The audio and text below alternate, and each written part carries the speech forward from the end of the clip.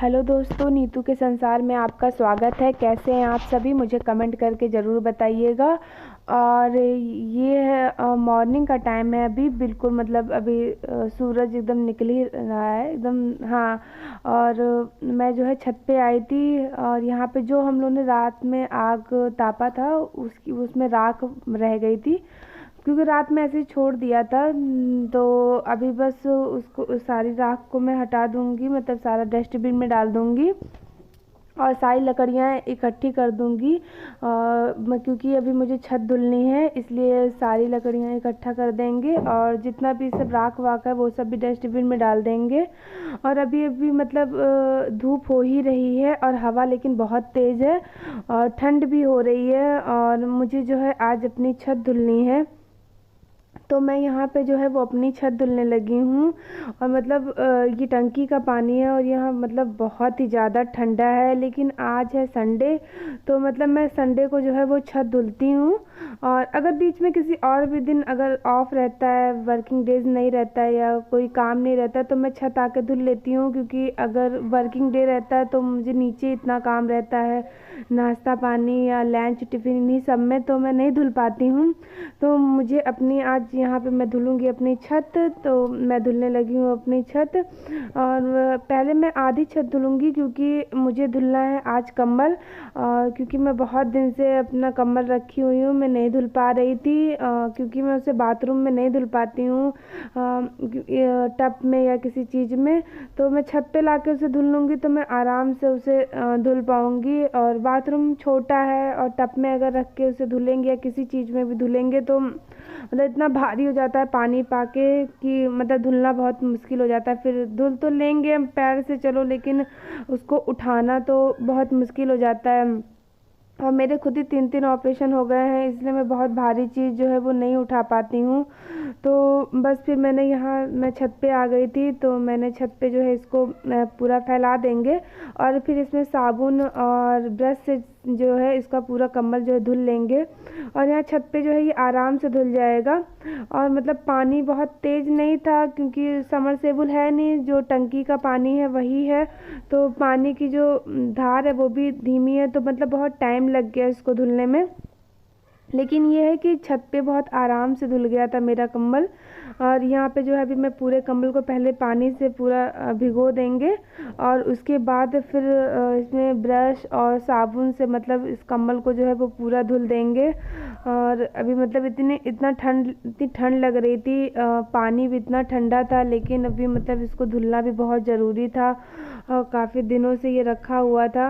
अभी जो मेरी तबीयत ख़राब हो गई थी तब भी मैं इसे नहीं धुल पाई थी, तो मैंने कहा कि आज संडे है तो अपना ये काम भी निपटा लेते हैं। क्योंकि अगर आज नहीं धुलेंगे फिर ये 1 हफ्ते तक ये रखा ही रहेगा, फिर नेक्स्ट संडे आएगा तभी धुल पाएंगे। क्योंकि ये सब काम करने में टाइम लगता है, तो जिस दिन मतलब आप फुर्सत से ऐसे सब काम कर सकते हो जब आप थोड़े से फ्री हो।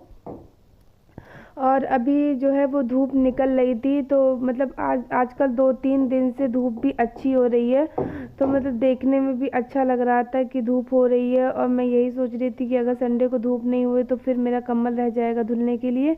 लेकिन यहाँ पे जो है वो धूप हो गई थी, तो मैंने कहा कि सबसे पहले मैं अपना कंबल धुल लेती हूँ। और मैंने नीचे सिर्फ अभी झाड़ू लगाया है, इसके अलावा अभी मैंने कोई काम नहीं किया है। तो पहले मैं अपना यहाँ पे कंबल धुल लूँगी, उसके बाद ही फिर नीचे जाके जो है वो पोछा ओछा लगाऊँगी।